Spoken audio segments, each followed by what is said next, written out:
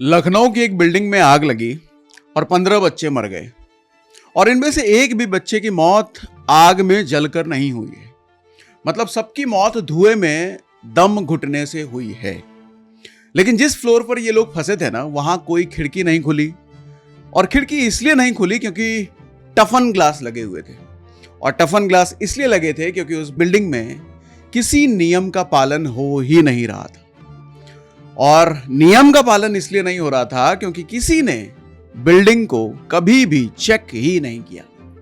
और किसी ने चेक क्यों नहीं किया? क्योंकि ये बिल्डिंग कागजों में रिहायशी थी, लेकिन असल में कमर्शियल यूज हो रही थी और मौत का कुआं बनकर सालों से ये ऐसे ही चल रही थी। और यही लखनऊ के अलीगंज का पूरा सच है कल का। तो भैया हुआ क्या था, पूरा माजरा आपको समझाता हूं डिटेल में। अलीगंज में एक 3 मंजिला बिल्डिंग थी।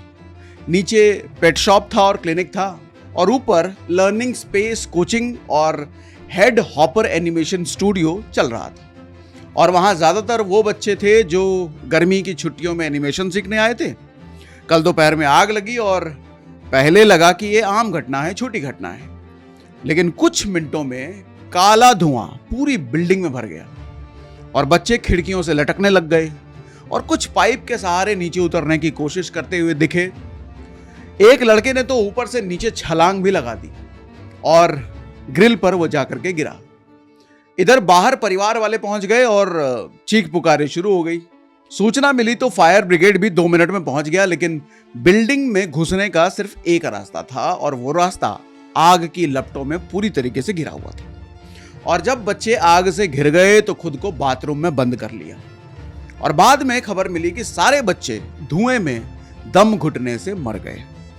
और यही बात डॉक्टर भी बता रहे हैं कि एक भी बच्चा आग में नहीं जला, जबकि मौत कार्बन मोनोऑक्साइड से हुई है, क्योंकि यह गैस रंगहीन और गंधहीन होती है, जो दिखती नहीं है लेकिन फेफड़ों में भरते ही ऑक्सीजन खत्म कर देती है। और चूंकि कमरा बंद था, धुआं बढ़ता गया और बच्चे भी इसी तरीके से मारे गए।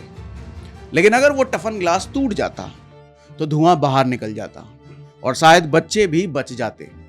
यानी ये सारे बच्चे आग से नहीं मरे, बल्कि सिस्टम की बंद खिड़कियों की वजह से मारे गए हैं। और अब असली कहानी ये समझिएगा।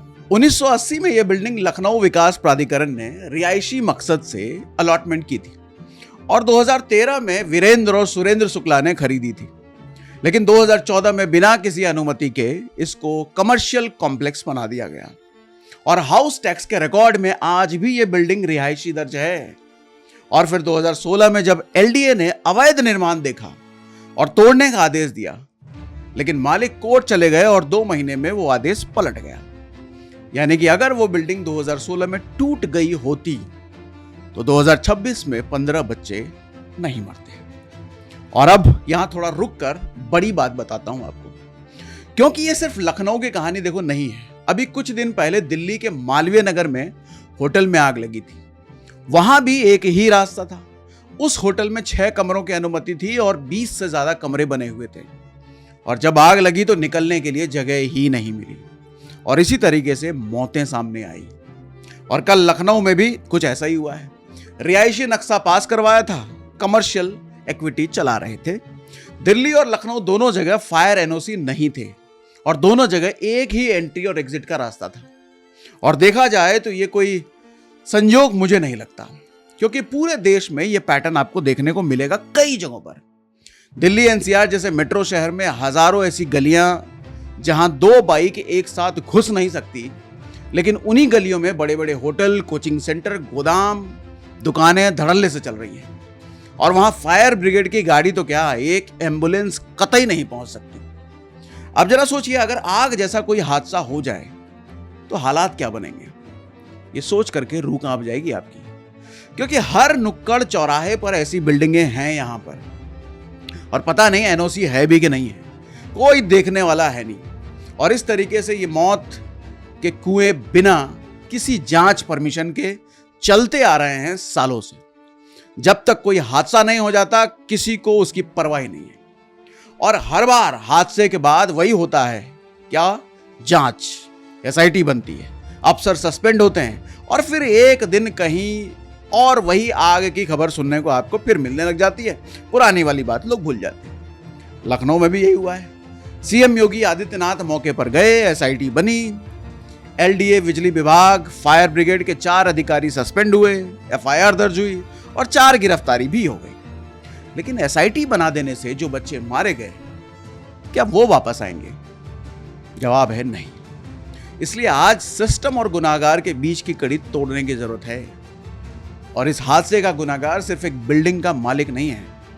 गुनाहगार वो सिस्टम है जिसने 2016 में बिल्डिंग तोड़ने का आदेश पलट दिया, और वो अधिकारी भी है जिन्होंने कभी फायर चेकिंग की ही नहीं, और वो कानून भी है जिसमें छोटी कमर्शियल बिल्डिंग को एनओसी से बाहर रखा गया, और वो कोचिंग संचालक तो बिल्कुल है जिसने बच्चों से फीस ली लेकिन एक इमरजेंसी एग्जिट तक नहीं दिया। और सच कहूं तो जब लालच और लापरवाही एक साथ मिलते हैं ना, तो नतीजा ये मासूमों की 15 अर्थियां ही होती हैं। इसलिए आज फिर कह रहा हूं कि अब जिम्मेदारी हम सब की है भैया।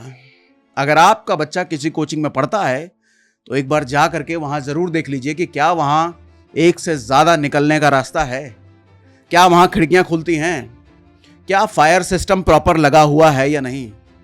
और अगर नहीं लगा है तो सवाल उठाइए, क्योंकि यह आपका हक है और आपके बच्चे की जान का सवाल है।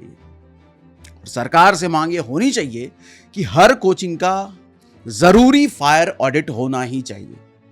शिक्षा विभाग और जिला प्रशासन को जवाबदेह बनाया जाना चाहिए, और जब तक 2 इमरजेंसी एग्जिट ना हो, एक भी बच्चा उस बिल्डिंग में ना बैठे, क्योंकि इन 15 बच्चों की मौत बेईमानी नहीं होनी चाहिए। अगर इनकी कहानी से एक कानून बने, एक जिंदगी बचे, तो यही इन्हें सच्ची श्रद्धांजलि होगी। और भैया अगर ये वीडियो आपको जरूरी लगे, काम की लगे, तो शेयर कीजिए, क्योंकि ये बातें सरकार तक जानी जरूरी है। क्योंकि जितने ज्यादा लोग जागरूक होंगे उतना ही ज्यादा बच्चों की जिंदगी सुरक्षित होगी।